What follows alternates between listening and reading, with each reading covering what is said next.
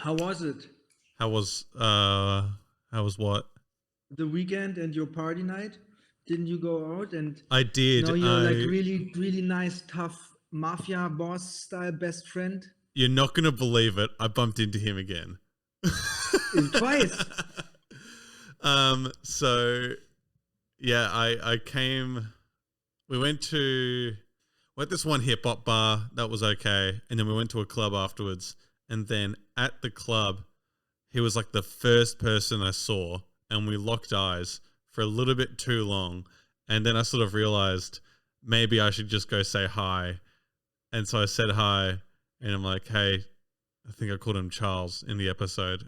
And it's like, hey, Joe. And I'm like, oh, he knows my name, shit.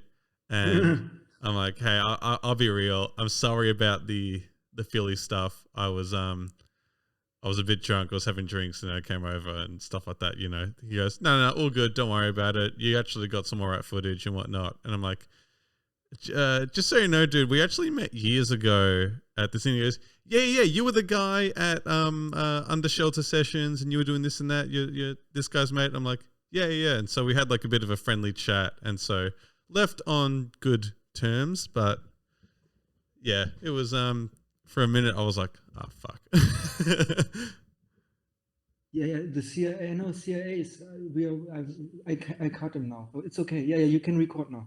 Yeah, there we go. Good job. It's just the CIA on my side. You know, they want to infiltrate the Australian mafia. That's why. I see. Okay. Yeah. I think it's a bit. I think it's a bit hyperbole. I don't know how deep his connection is, but I've heard rumors. That's all I know. So nothing confirmed, and I haven't heard anything myself. All right. And then I was watching a little bit Melbourne Yeah. because, so how do you pronounce the place where you live? Hawthorne? Correct. Hawthorne or Hawthorne. Okay. Hawthorne. And it's in the region of Victoria, right? Victoria's the state. Yes. Okay. And yeah, that's basically it. I just want to get some information about you, my friend, where you're located. How did you know that? Did I tell you that? Well, I know it's the beep beep beep road, and so I see there's a you live in, right? Yeah, I'm recording, so you can be careful what you say. But That's why I beeped myself out, you know. yeah, well, how do you know that? Where did you find that out? It's the Germans, you know. We have the East German Stasi methods, you know. You're telling me you must have. Did I attach my address to a pitch deck I sent you or something like that? No. So you actually Googled me and found my address? No, it was much easier. The old employment document? No. It's much easier, but you wrote me the other like weeks or months ago, and I just remember everything. And we were just playing around, and yeah, let's see. Great. That's unsettling. You're going to intro the podcast today. Oh, I do. Okay. Welcome everybody to the new episode of Joe and Jan talking about film sets. Do you not know the name of the podcast? I forgot it, to be honest. It's Film Media Love. This is episode 13. Believe it or not, this is my lucky number. Oh, really? 13 is your lucky number? I was born on January 13th, 2000, which is the 13th day of the year, the 13th day of that month, the year, the decade, the century, so every 100 years, and the millennia every 1,000 years. Wow. And it's that's sort of 13. Been a bit of a token. And was it a Friday? No, it was a Thursday. I actually asked this. I was like, was it a Thursday or a Friday? And it was a Thursday, it turns out. Okay. But this is our lucky... I was born 2 days later than Hitler. Oh, birth date. Okay. I was like, Wouldn't that make you 130 or something like that? I But am 130. No, it's like he was born on the 20th of April and I am born on the 22nd. But I do know a guy. He's a really good videographer, I would say, and he's born on the 20th. oh So wow, as a German, I but no one. I share a birthday with Liam Hemsworth and Orlando Bloom, and there was one other. He was the handsome guy in Grey's Anatomy, and I know there were a few of them, but Patrick Dempsey, that's who. Oh, Yeah, all right. and the number one So song on the Billboard charts when I was born was Eiffel 65 Blue Dubba D. Do you know that song? It's really annoying. no, Oh, I don't I'll know. play it for you later. We'll get copied if I play it. And to get the circle to our theme or topic today, my first question: did you ever been on a set on your birthday? No, I have not. I've not been on too many sets to begin with, but Ah, I okay, have never um, been on a set on my birthday. But yeah, no. okay. I've been in the U.S. in New York when I lived in New York.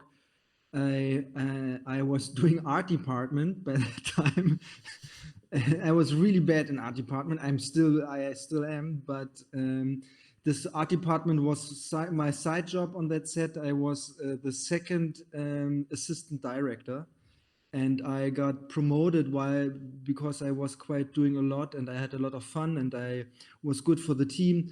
They promoted me with a walkie-talkie while Cool. working, in the late 90s in the USA. Woohoo! So let's, because you suggested to talk a little bit about film sets in general and how it works, how it looks, how whatever. Do you have some questions or shall I do like a little talk?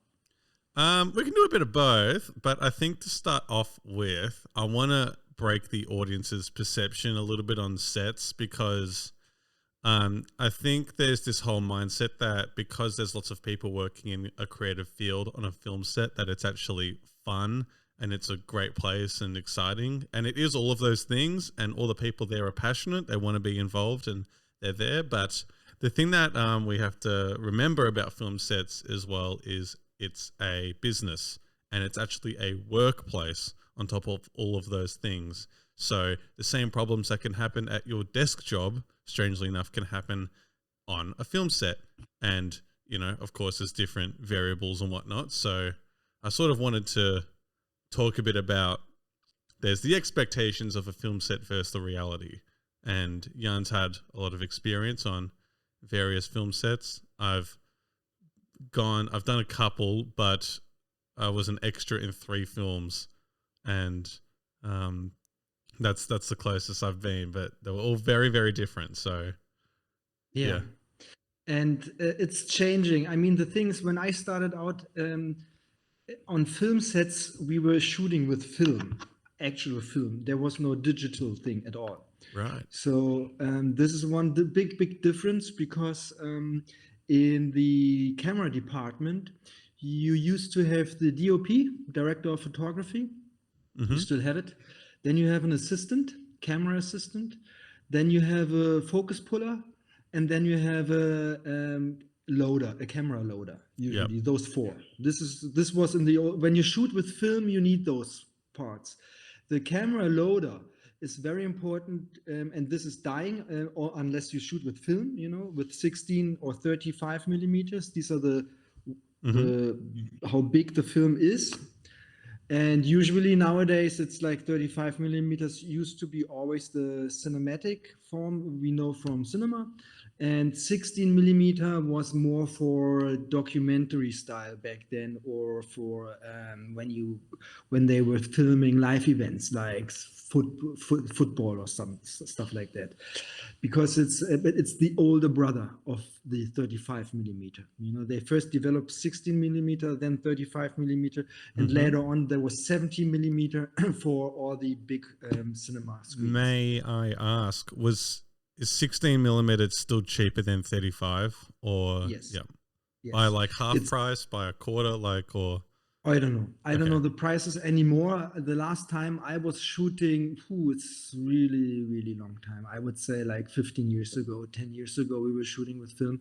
And plus the development is a little bit cheaper, you know. It's Mm-hmm. because if you buy a film by a roll in a can, and then you need to put a bag over the camera where the film comes in, and the loader has to, you know, go with his hands or her hands into the bag and feel where it's opening and where to put it in, because it's not like putting, I mean, it's not like putting just the film in there. You have to put it in a certain way so it rolls good. Because if this is a little bit fucked up, the whole, you don't see this. You might hear it if you're good, but you don't see it while shooting. So you will Mm. shoot, and then you discover maybe there was something going wrong. Big mistake, because it's very tough. It's not like easy, okay, then we have to reproduce it.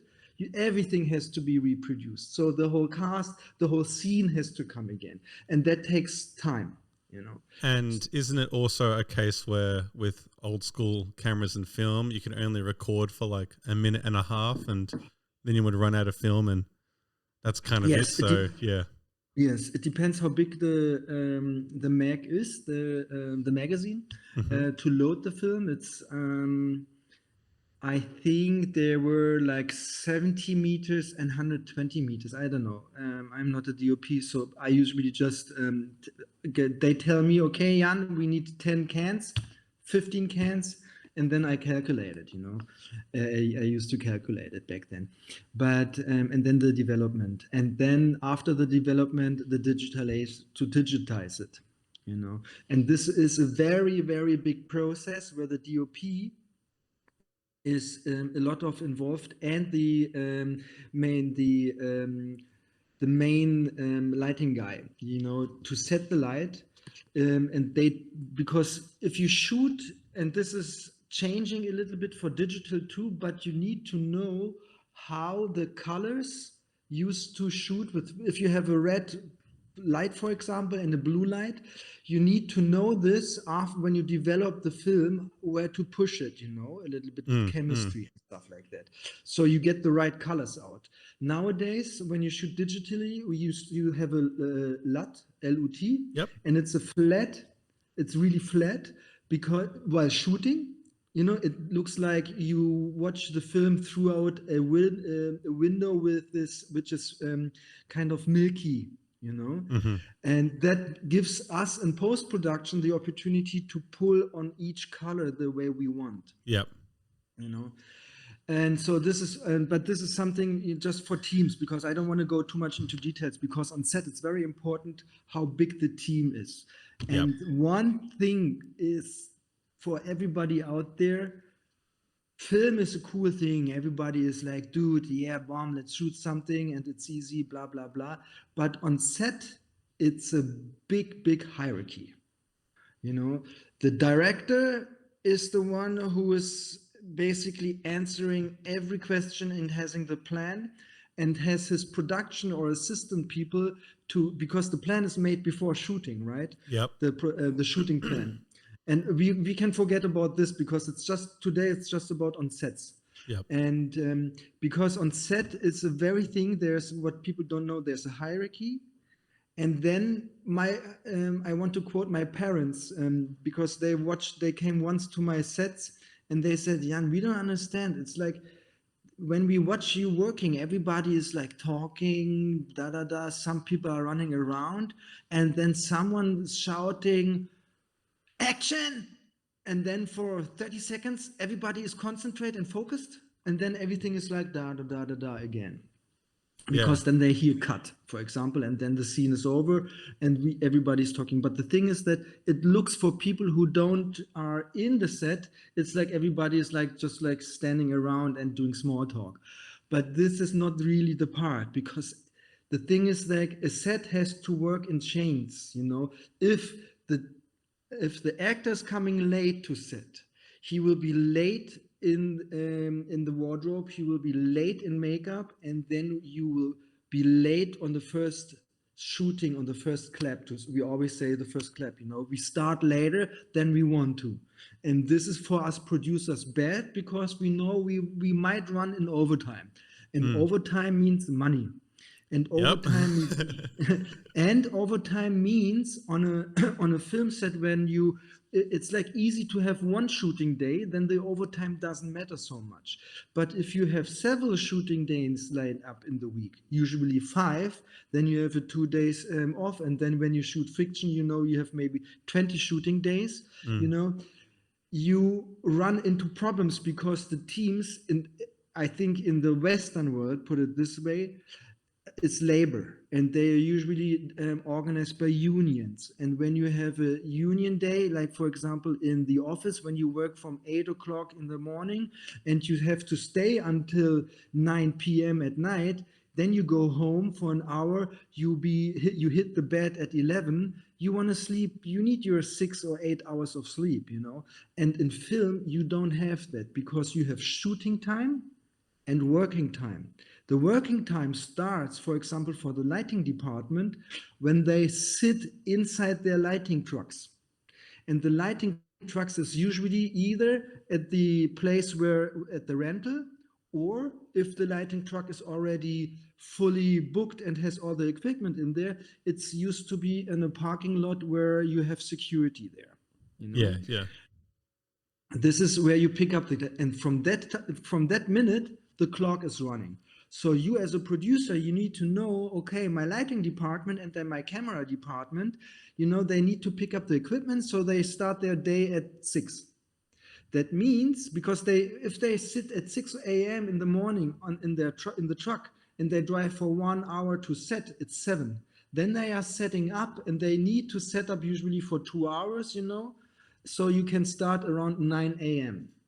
Yeah. And if you know that, you need to know that catering has to come before everybody else. The coffee truck, the bagel stand. Coffee truck, food, and all that, because the lighting boys and girls, what they do, they sleep, the alarm clock goes off, then they get dressed, then they go out, drive to the truck. They didn't usually eat before that. And these departments are the heavy duty departments. That means they run, walk, and they carry a lot of shit. The riggers, If you do this for, usually is what we do and now it's getting a little bit difficult, because if you shoot a commercial, you always budget and work for 10 hours. That's like average. And sometimes you go for 2 hours overtime. So already shooting day will be 12 hours. That means for these people, working days are usually an hour or 2 before and usually an hour or 2 afterwards. So we're talking about 16 hours working time. Then the state and the government said, are you crazy? You cannot work for 15 or 16 hours every day, guys. That's not good. Not good. Exactly. So for film, if you shoot a music video, over here in Germany, you shoot a music video in 1 or maximum 2 days. So your working day is like altogether. If you have 1 day, it's usually 15 to 20 hours. That's normal, because everybody would love to shoot a music video within 3 days. But the budgets are so small that you cannot afford to shoot 3 days in a row in the same location, because the location is, you need to rent the locations for 3 days, And plus, this comes then, mathematics is from fiction, and that's historically, if you shoot a feature film of 90 minutes, that's like the average. Yep. You need to produce every day 3 to 4 minutes at the end of the day with speaking film, with your scenes. Dialogue, yeah. Outcome, editing shit, that the editor at the end of the sits there and has, okay, I have, because, every scene might take 3 times the takes. That's right, boom, boom, boom, and this is good. If you have, for example, a musician and you're shooting a music video, that doesn't mean that this person is a good actor. Usually they can't act.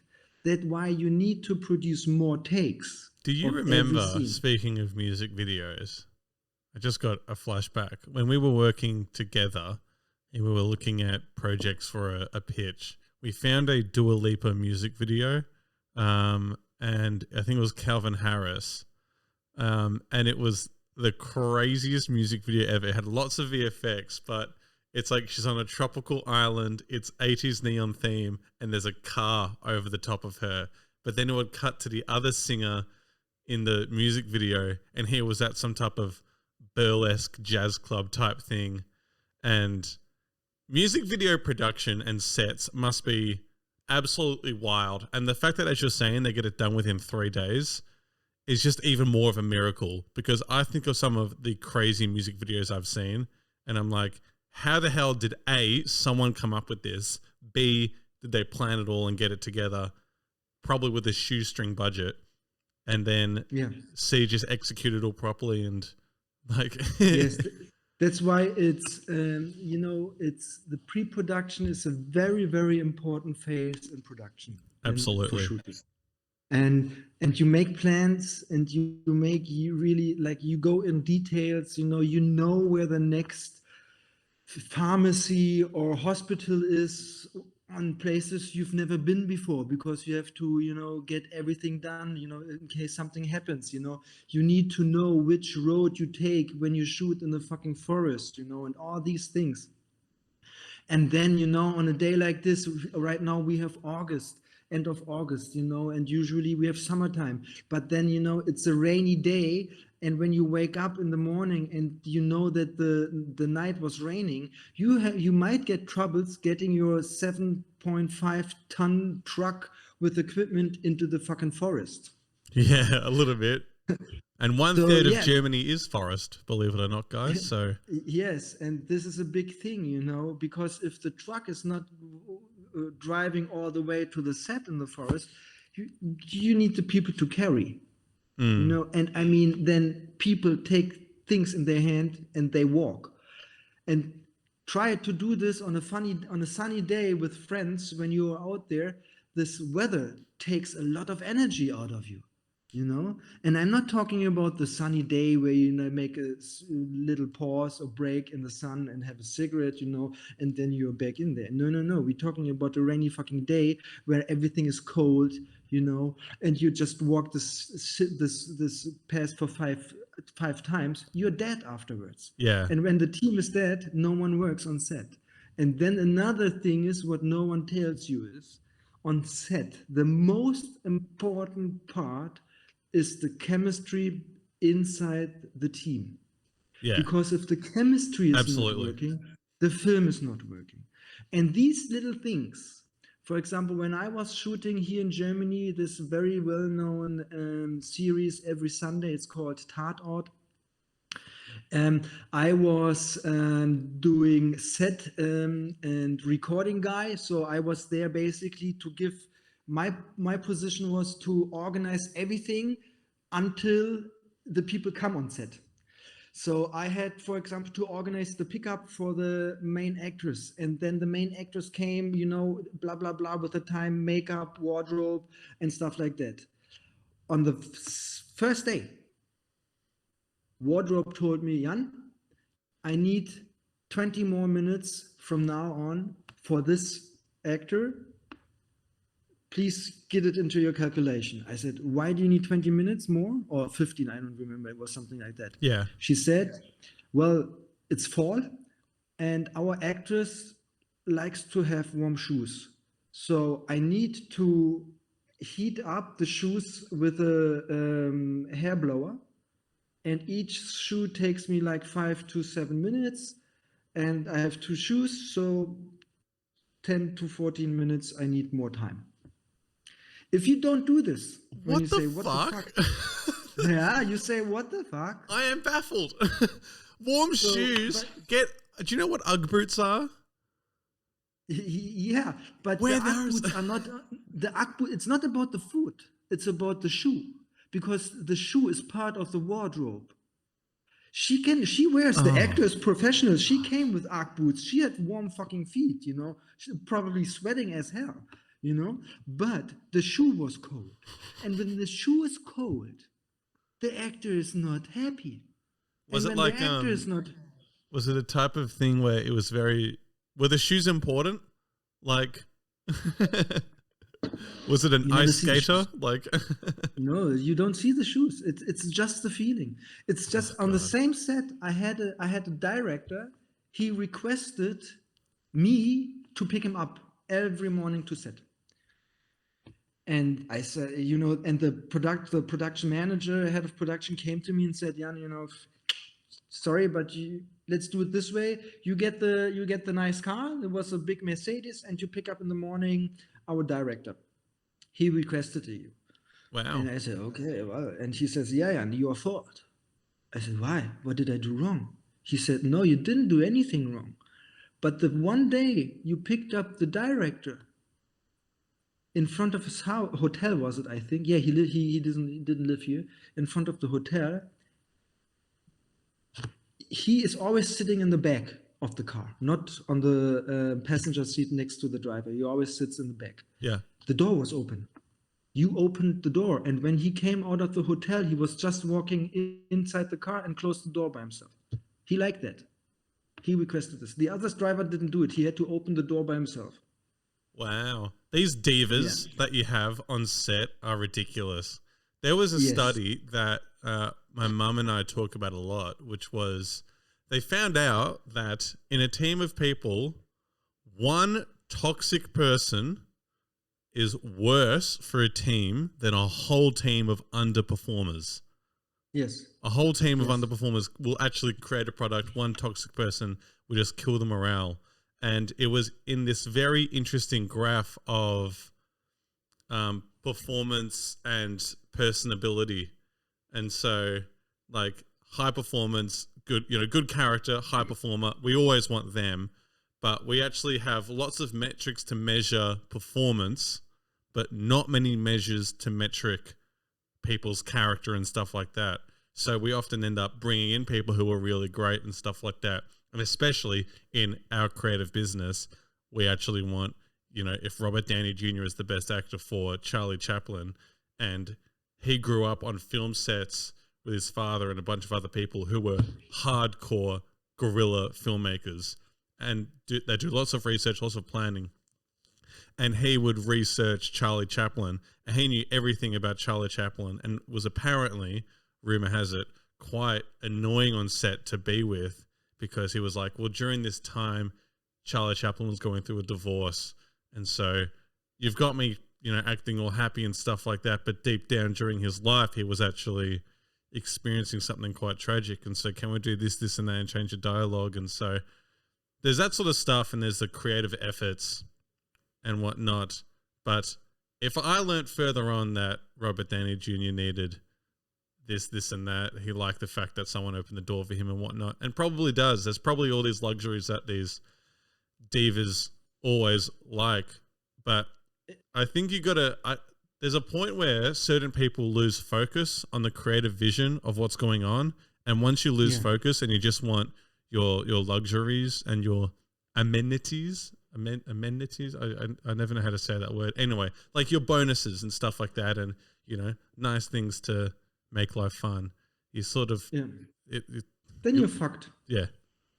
And no one wants to work with you. And the industry always knows this. And this is the most important part for producers. Don't hire that person. He takes more about his trailer, about his eating somewhere out, blah, blah, blah. This is more important than creativity. And that's the thing. And this is changing a lot. Thank God, thank God. Yeah. But it's not for as a producer, the chemistry, and this is again hierarchy. It's very important that the director, the DOP, the actors, that they can at least talk and be not friends, but on a professional way work. Absolutely. Because then, if everybody's pissed, you will see this in the picture, and it's no fun, and you will lose the whole team. you know, because everybody goes through the fire at fucking after 20 hours shooting with a smile when everybody goes through this, you know, and not the director says, oh yeah, you have to jump, I sit in the nice warm car. It's not like that, you know. And as a producer, as an executive producer, you know, you need to do this because then other people say, fuck, he's doing this. And this is little things. For example, and again, you know, when you know you have a little diva, you know, and this is then the standards of how you treat people. It's very important because, for example, if it's mandatory that the driver opens the door for the director, you know, and you know this, you know, you can talk to the driver and says, can you do this? It would be really nice. Yes, of course. And you know what? There are drivers, professional drivers, they do this by themselves, and then they say, okay, I ask him, what kind of newspapers? Do you need the daily newspaper? Because we're driving for an hour. Do you want to just like sleep then? And here's a sleeping mask. It's always fresh there. Do you want to read? There's a daily newspaper. Do you want a hot coffee? Because when I pick you up nowadays, he can stop at one of those Starbucks, Marbucks, whatever it's out there, and get a coffee for them right away. You know, and this is something nice for them. It's treating them. Yes, hold on, Yeah. but they cannot fuck you then. Yeah, you know? And yes, this you're is the totally most right. Yeah. important. What do you want to say? The thing is an important lesson I've always heard is it's nice to be important, but it's important to be nice. And Yes.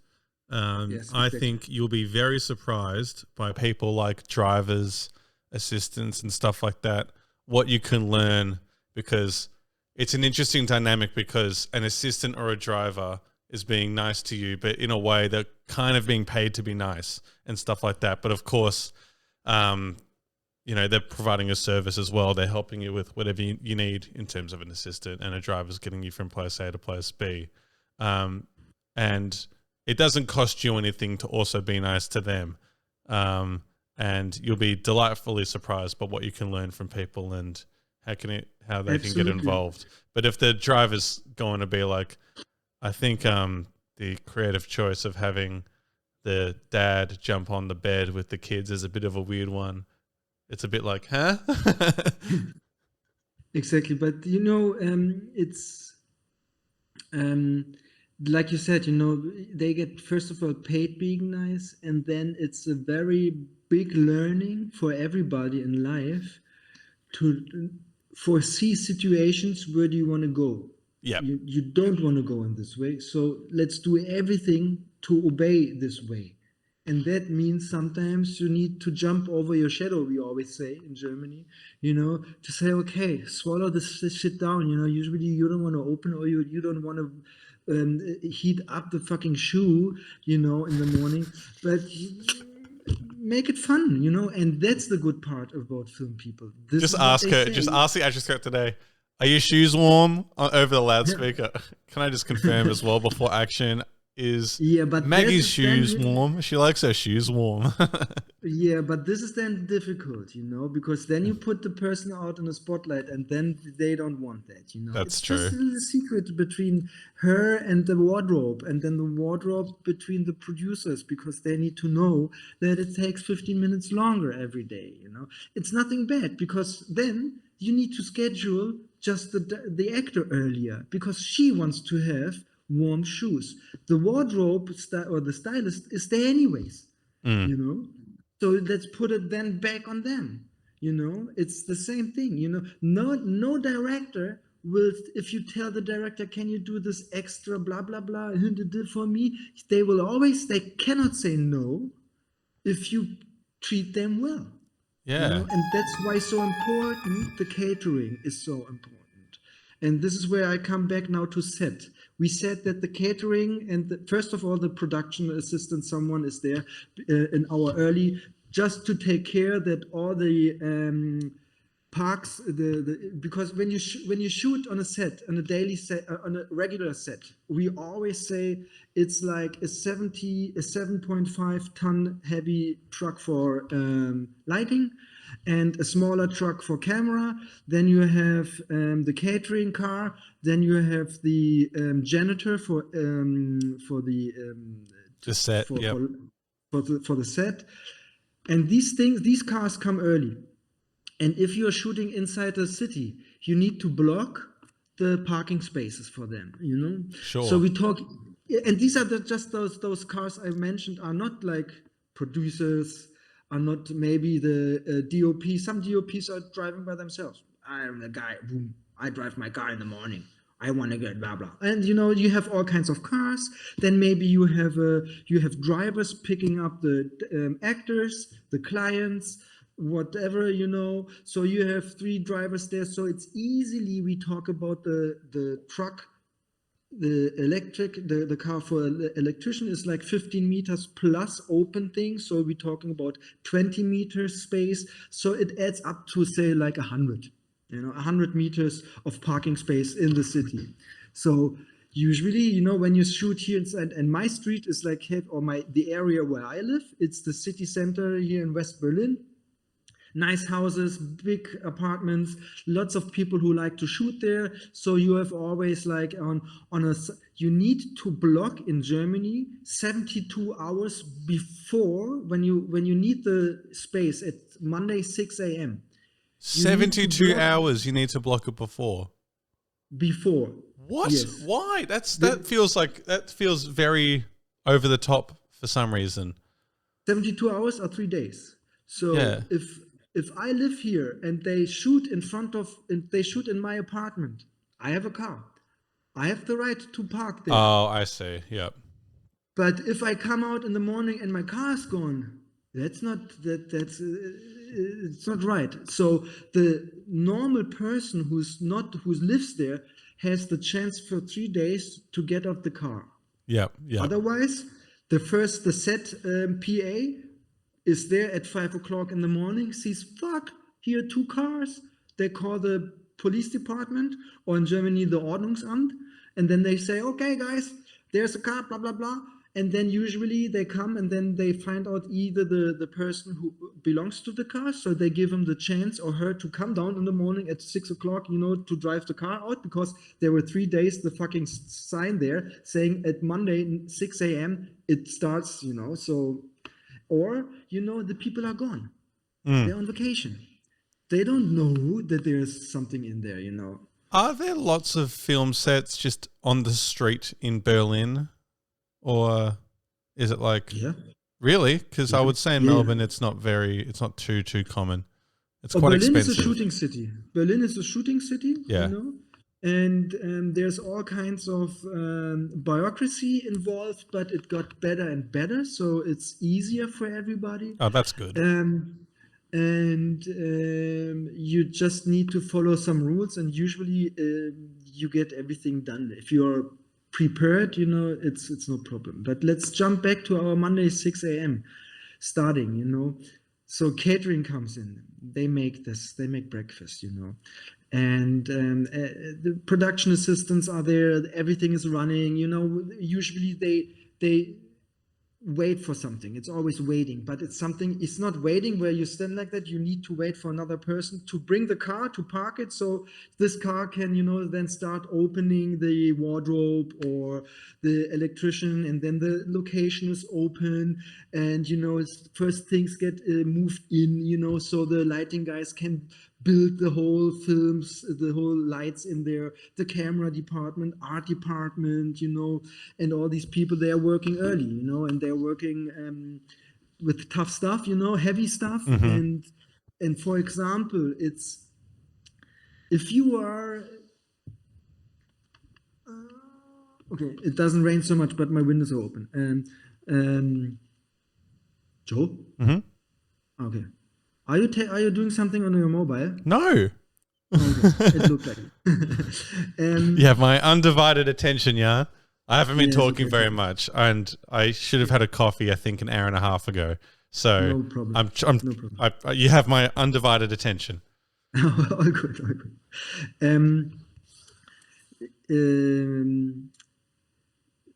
My point is hierarchy again. For example, if the assistant needs a pen, and he or she sees the pen at the equipment from the gaffer, you know, from the lighting boys, you don't go in there and grab it. you don't do this. You ask. Yeah. You always ask, can I borrow that pen for a minute? And then usually they say yes.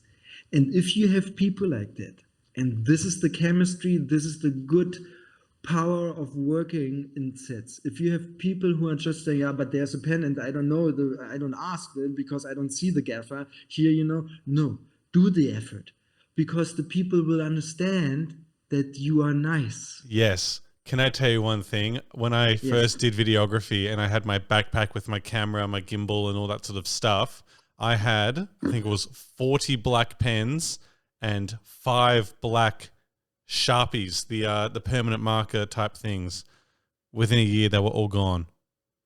Yeah. From other people borrowing them and not giving them back to me. And I don't fuck around. I had good pens. I like those pens. And people always need them. And I'm like, there's your lesson. Buy some.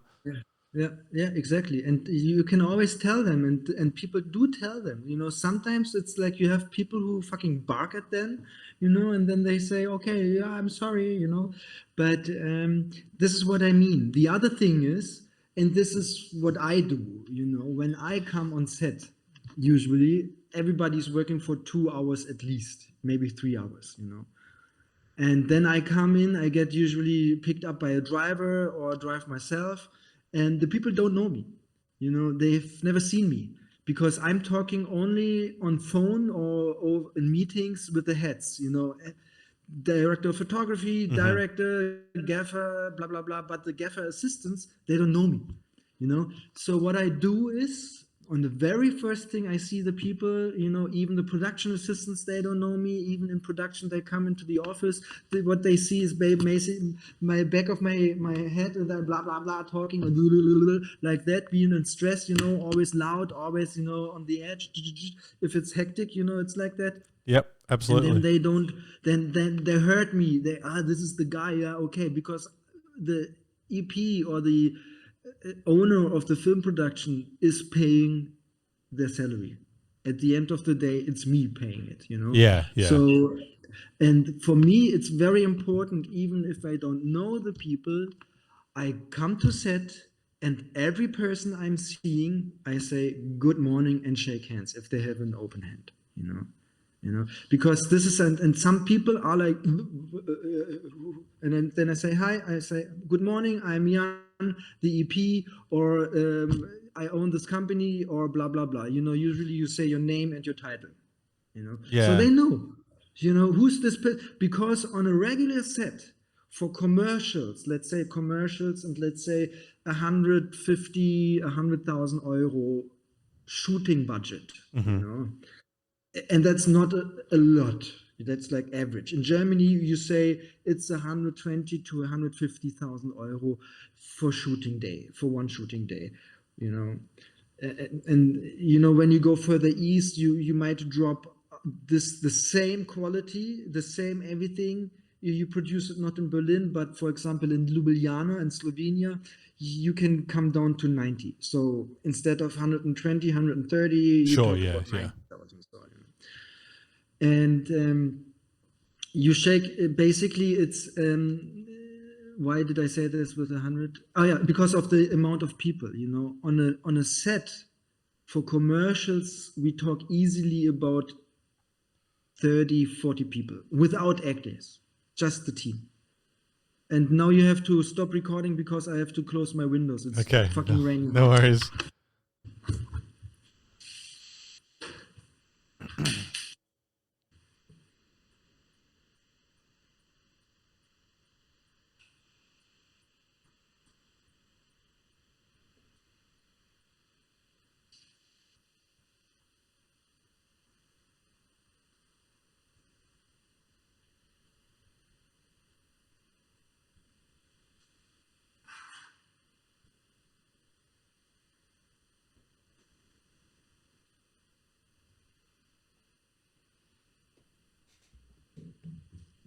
Whilst Jan is gone, remember to like and subscribe to this YouTube channel. And you can follow us on my social media and get more updates about the podcast. Also, thank you to everyone who's been watching the clips. It's actually been really cool and successful and a lot of fun. Back to the podcast.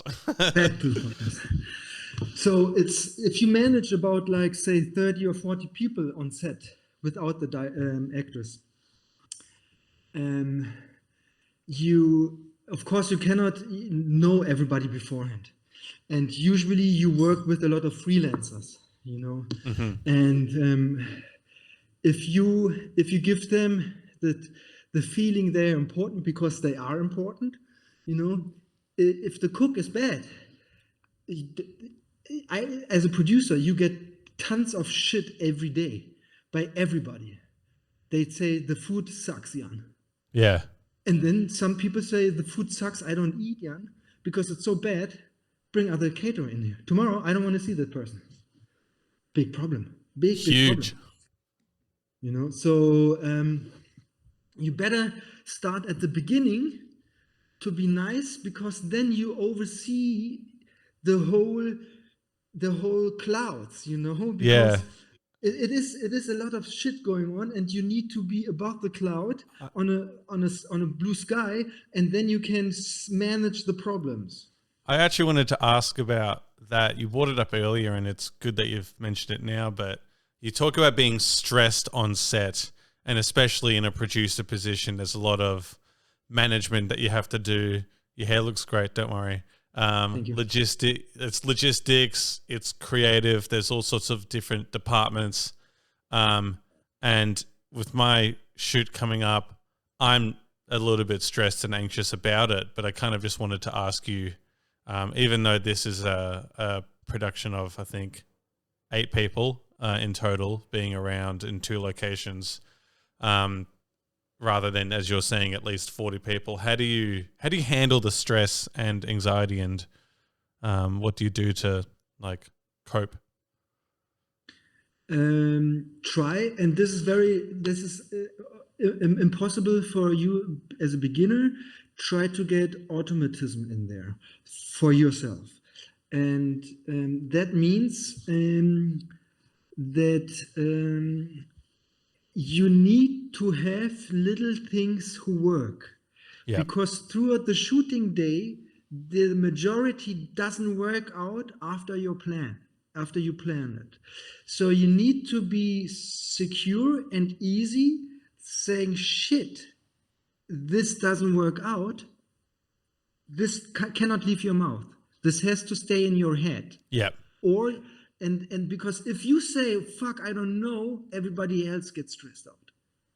So what, for me, now I can do this with myself, because I'm more experienced, you know, but start with little things and, you know, have fun with those little things. And that means waking up at 5 a.m., you know, this works. And you calculate it for your shit, that you know yourself. For example, I know myself, put it this way, I know myself. I need to shit and shower before the shooting. Every day, I need this. If I don't shit and shower, I know I'm not so good throughout the day. Yeah. You know, that's it. Then I need to sit. The first thing is, if, for example, if I on small sets like you with 8 people, I call them up in the morning. Because if your phone rings in the morning after waking up, you know everybody has to be on set at 7 a.m., for example. So everybody needs to be awake at least at 6. You know, so you can call them up. I've got to be honest about something. I don't have all of their phone numbers. And this isn't okay. This isn't a case of being like, I've given them all of my phone number to text me in case there's any problems. But there's been an email thread that's been going around where people ask questions and whatnot, and I answer. But I didn't think of it as something. I wanted all of their numbers in case I needed to message them about something, but I didn't see it as a problem. They all knew to turn up to turn up and whatnot and all that sort of stuff. You need to know this. And this is, I would play it different. Don't tell them, here's my phone number. You can ring me anytime throughout the day, at night, no problem. They don't want to do this. And you know what? They don't do this. And I come back to my 6 a.m. wake up call. If you work with professionals, they are already up at 6 before that, because they know they have a working day, blah, blah, blah, and they have their routine with shit and shower and maybe eat or drink some kurkuma in the morning, you don't get this on set, stuff like that. So they pick up and say, what's going on? What's wrong?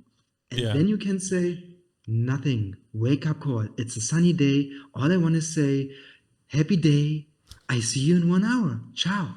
Get my Tony Robbins on and start motivating them. Or yes, who's that? That's a big part. David Goggins. Do you know who he is? No. David Goggins he's a black guy who was a Navy SEAL, but he was once really overweight and is, really into fitness and running and stuff like that. And he has crazy motivational videos where he will just be running and his wife will be filming him and he says the craziest stuff.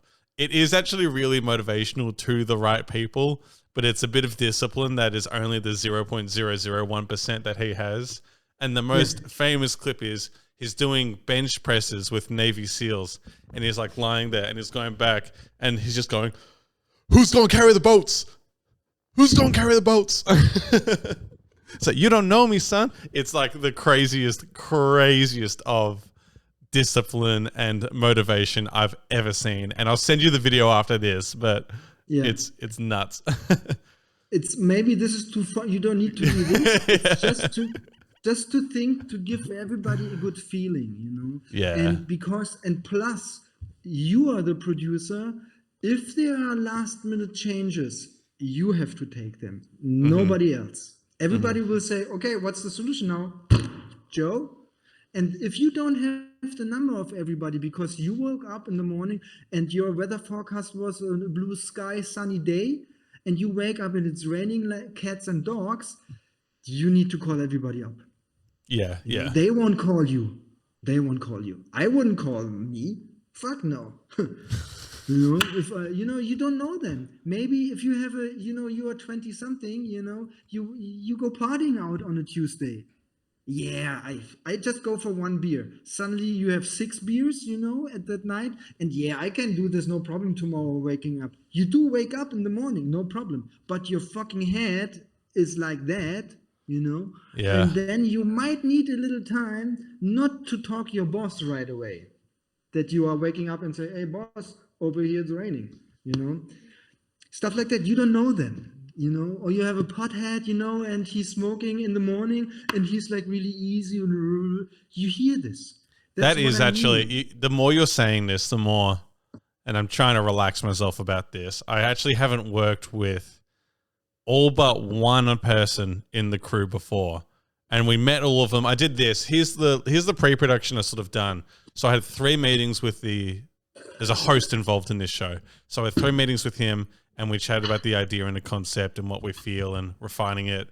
Did one about creative, did one about logistics, and then another about financials. And then once we had a crew, there was a big email sent out. We had a meeting where I basically rearranged the pitch deck for them. And I was like, this is what it is and stuff like that, yada, yada, budget, finance, what it requires. And, they had a few questions I answered and that's kind of it so far. And a few people have asked questions and there's equipment hire and whatnot.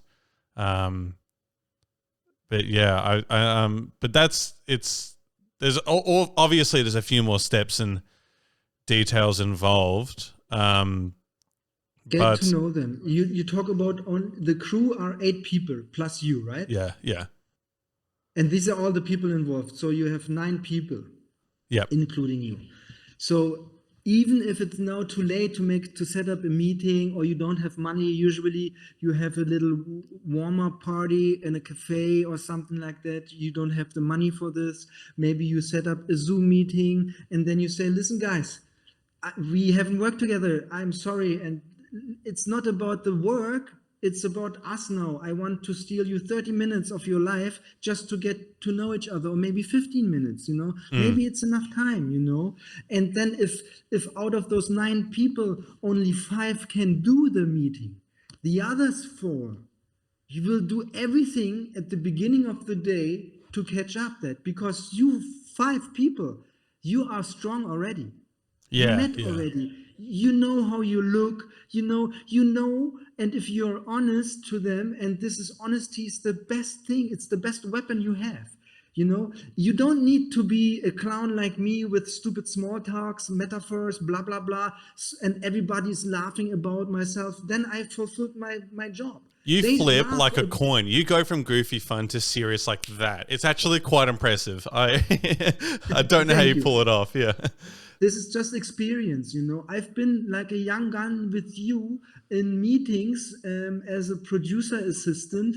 I was lucky that the producer took me in there because they said, you know, you have to take notes, Jan. There was no tier. This didn't exist, you know, back then. And I had, you know, to take fucking notes. I can't read my own fucking handwriting at the end of the day. I You can know? barely And do it, but I heard a study that apparently handwriting notes is better for learning than typing it. And so in terms of what's best and what's worst is typing it on a notebook, typing it on a computer is second best, and typing on your phone is the worst thing that you can do in terms of retaining knowledge and remembering it. I think so too, and and plus it's the creativity of writing it, you know. And nowadays you can just scan the shit, and then you have it digital, you know. Come on, I used to work in this field, in this industry where we had fax machine and telephones. Hell yeah.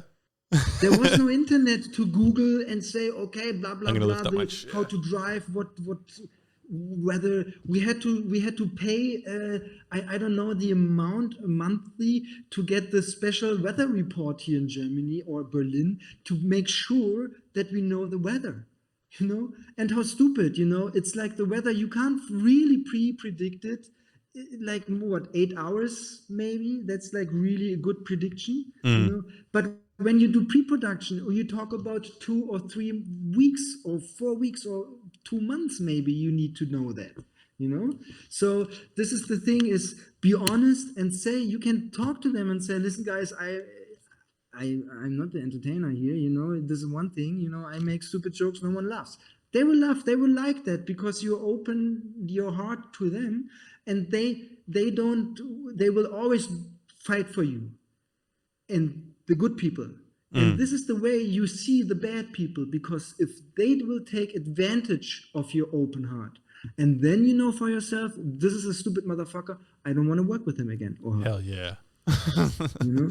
And plus you did this beforehand, while on set, everything you created already a good atmosphere, you know, because you can make the running joke out of your Zoom meeting or Yeah, warm-up there's meeting. the word is, it's spelt report, but there's also a word in English called rapport, and it's about how you get on with people and that level and stuff like that. And so it's like building rapport in terms of a business tactic and, you know, just it's a social tactic and engineering as well, how to make sure. It just goes back to what we were saying earlier, that a set and a production is a workplace, and all workplaces need team building exercises, and they need to get along and all those sorts of things. And yeah. And one very important aspect, and this is what many people underestimate, if we work with 30 or 40 people, the sound is unbelievably loud. I can imagine. You know, art department maybe has a chainsaw to cut shit. The lighting department needs to pull wall breakers up there and then, you know, crank the to make it really heavy and secure, blah. And everybody is shouting over the income. You know, some people have in-ears, some people don't. Well, oh, let me get this silent. You know, I have people on set. You haven't met him. You know, he's a great line producer. You know, he has a fucking on the pod West. now. Get him on.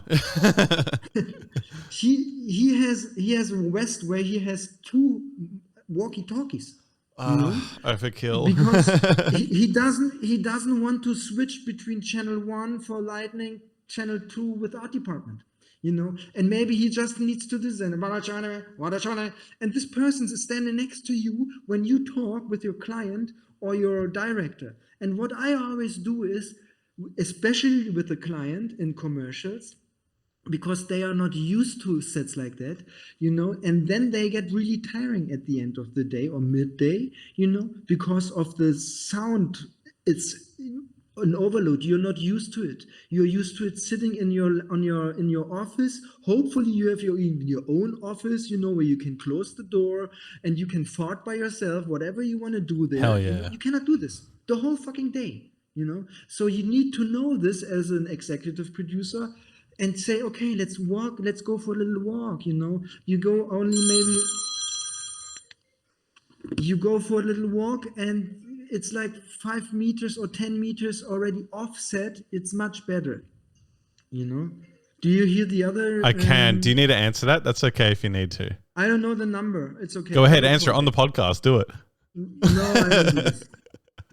If I got a call from a random number on the podcast, you bet your bottom dollar I'm going to answer it. And the first thing I'll say is, hey, this is Joe. You're on the podcast.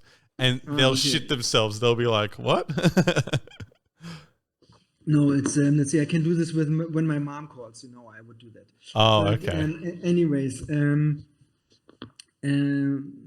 back to creating a good set. It's one part of what you want to achieve at the end of the day, because you have a 16:9 or a 9:16 screen, and you have to fill this fucking screen with the best content you ever do. Absolutely. So you have sets, you want to shoot inside, and all you need is basically one corner.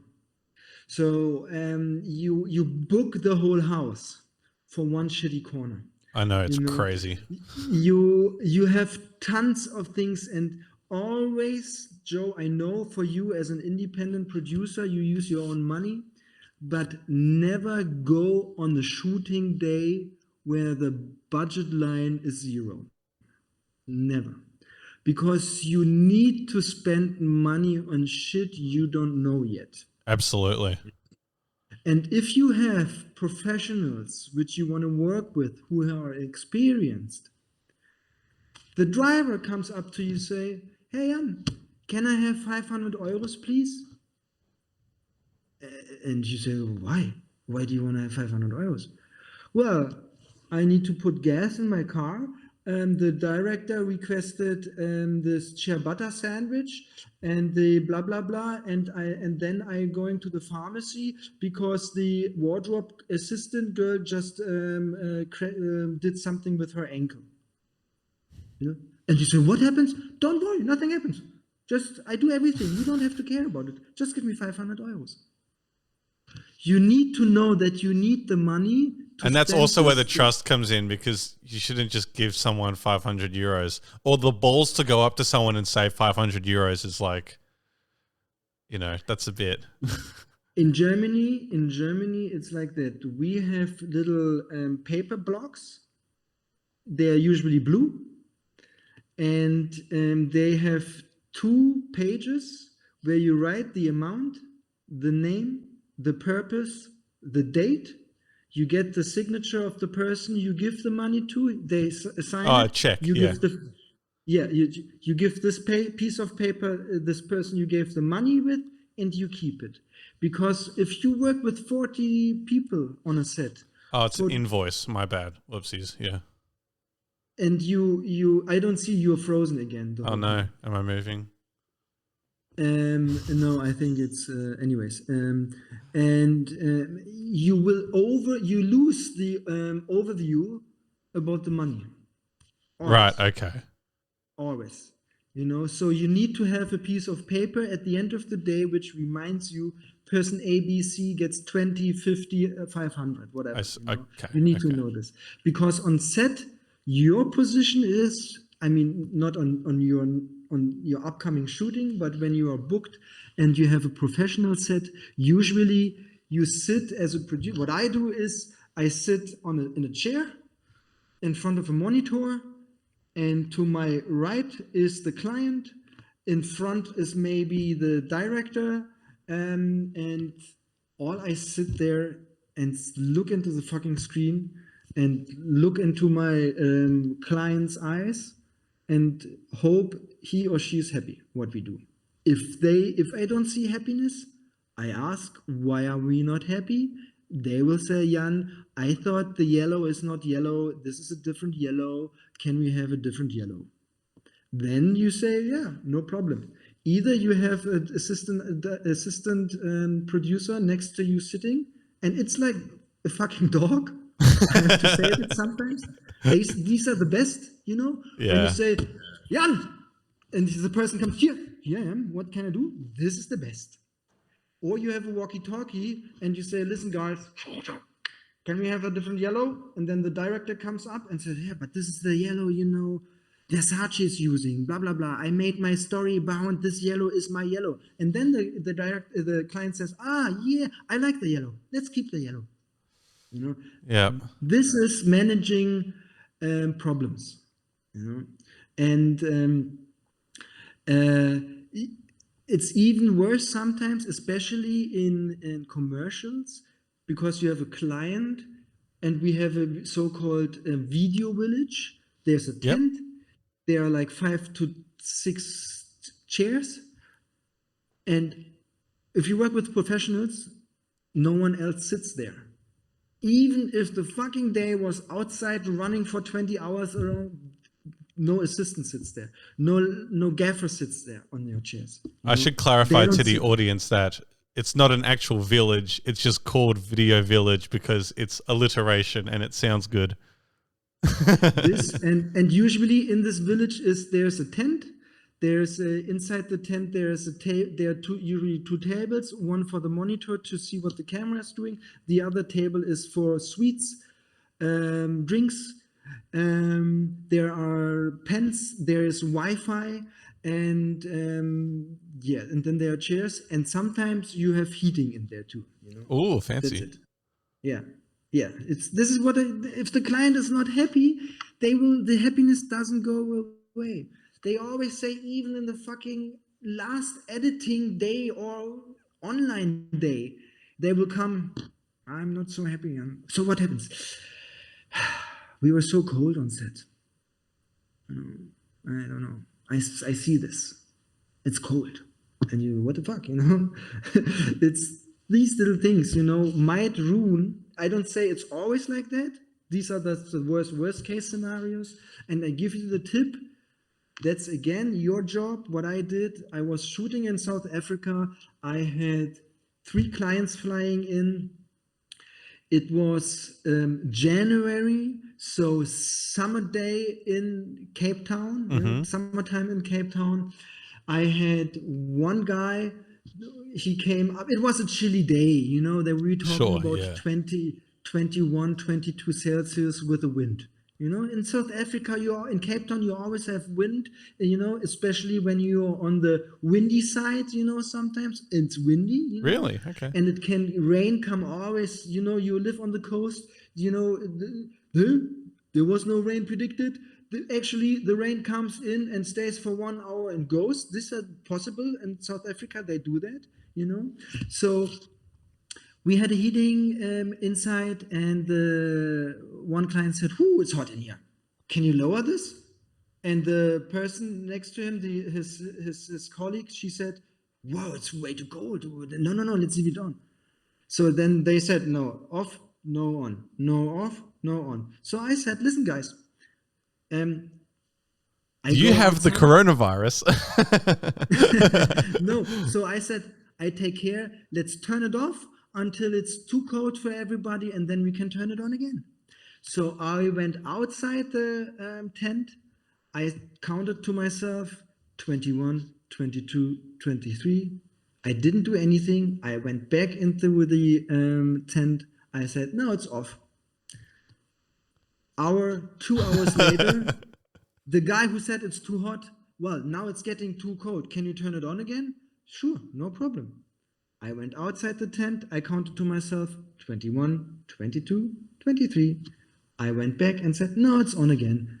The other person said, the client who was the whole time too cold, "Yes, thanks, Jan, it's really cold." She was sitting there with 2 blankets. You know? I didn't do it. It's just managing expectations and being nice to people, you know? It's not like, I did this with them, you know, and I didn't do anything. It's not that part, you know, of this whole thing. The whole thing is just to, you know, they see you are active, you know? Yeah, yeah. And one other thing is, you need to take care about the people who work for you to fulfill everything. For example, I'm never the first person when they come around with drinks or snacks. The producer, I think, I'm never the first person who grabs the shit. Okay. You know, I always say to my assistants, first, second, third, 10th assistant I have sometimes, or I in the hierarchy, you go first. If you are in catering, you don't go this way here. I'm the first in catering because I want to choose blah blah blah the best meat, and stuff like that. No way, no way. The director can do that. The client can do that. And the whole line will say, okay, checkbox, uncool person. Yep. And then you make stupid jokes about this funny things, Or for example, it's hectic.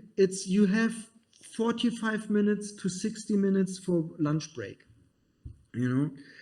And sometimes catering and production assistants are so busy that they cannot put up Coke, Fanta, water, glasses on the table.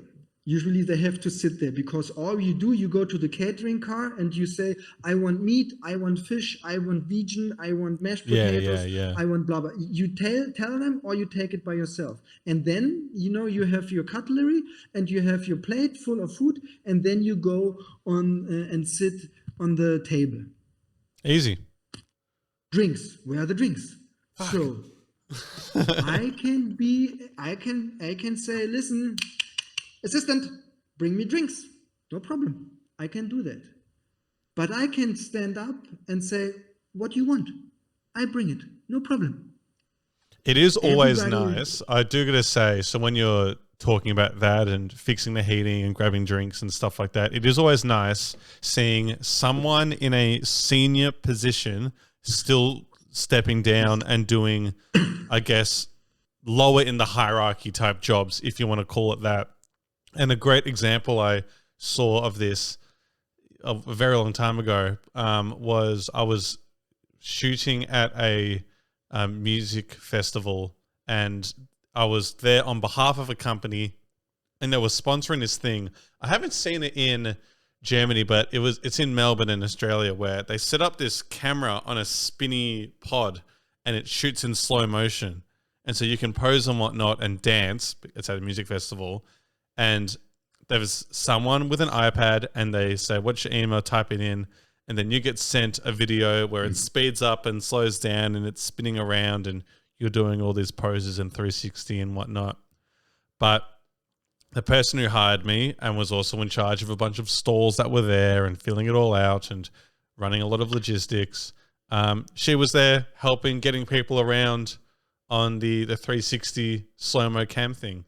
And I'm like, with all the shit that you've got to do and worry about and partake in, you're still doing all of this. That's super cool. Like, good on you.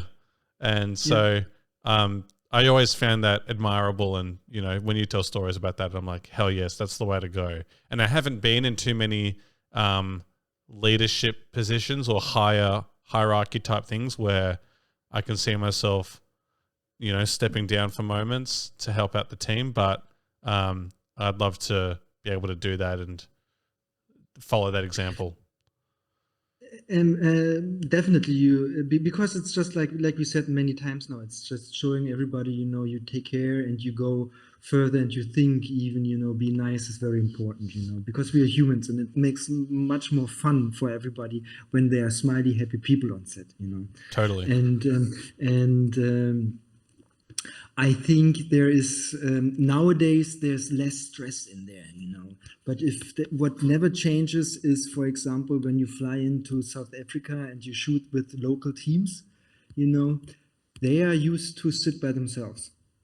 Especially, and I'm sorry to say, this is my experience, when French crews are coming in, they don't sit with local people, and British people don't sit with local people. Dude, fuck the French. No, I don't want it. I love the French. I love the French, but sometimes, it's like awkward, There was one shoot, my last shooting in January was, I was there in Cape Town, and I said I didn't even know the people, what their function or position was. Was it just there was an empty space on that table, and I put my plate in, and they said. Sometimes they use still the word boss and the local crews, and so because I'm a boss for them, but I know where it comes from, so I, as a German, a white male, it doesn't feel really comfortable when they call me boss.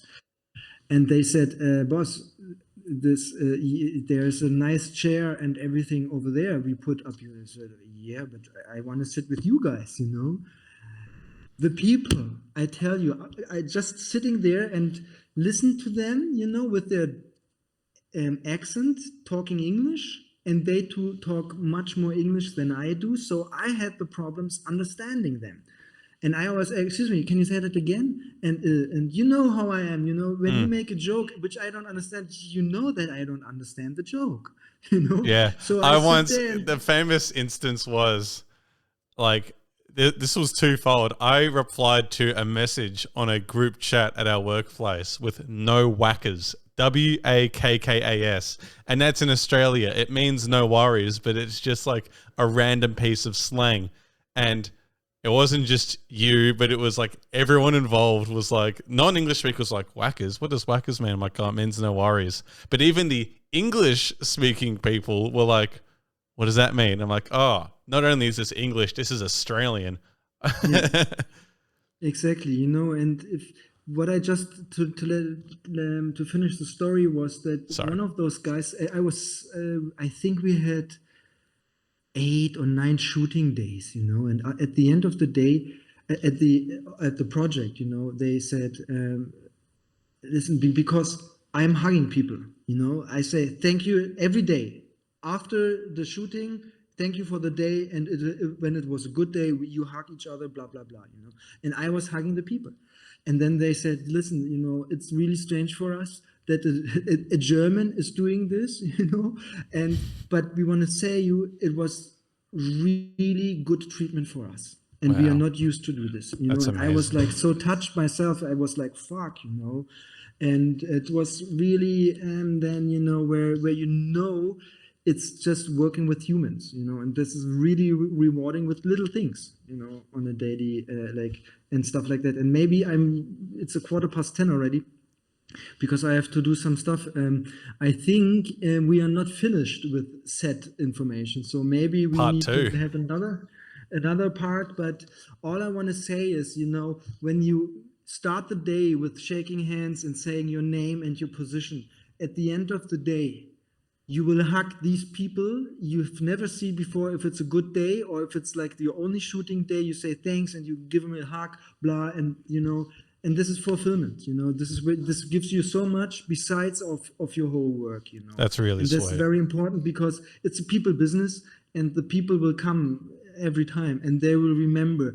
And good people always are able to choose, because they are booked so well, because everybody wants to work with them, because A, they are highly creative, they are highly professional in production, and B is they are nice people. Absolutely. And no one wants to be around with dickheads.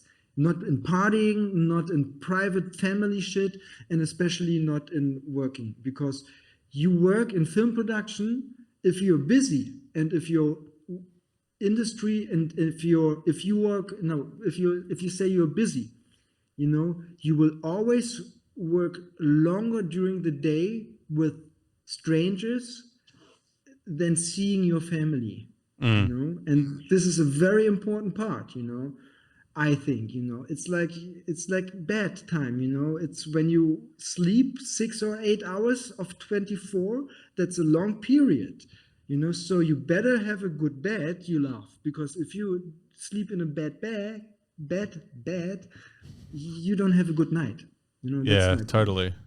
Wow. How's that? An hour and 20 minutes like that on one topic.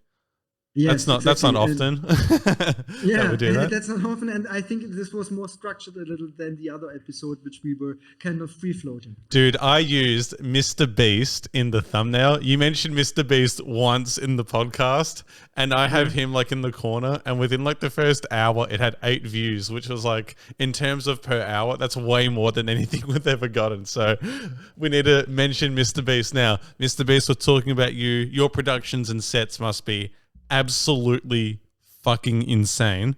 If you've ever seen any of his content, it's no, I wouldn't say that. I think baffling. Mr. Beast has less than 10 people on his set. You know, no, I disagree. Maybe in his older stuff, but you should see some of his. I'll send you the Squid Game video, and you're gonna see within 30 seconds that he has. He's potentially had 1,000 people work on that.